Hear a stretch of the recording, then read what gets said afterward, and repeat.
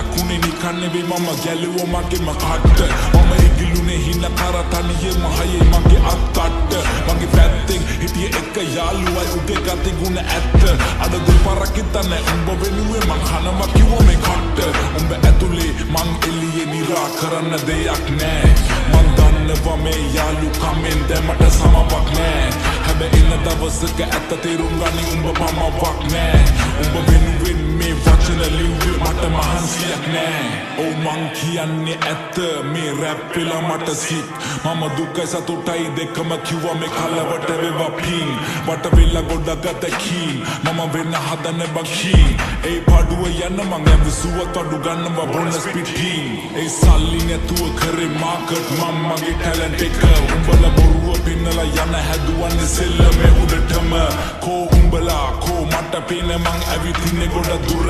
මම දුප්පතෙක් මම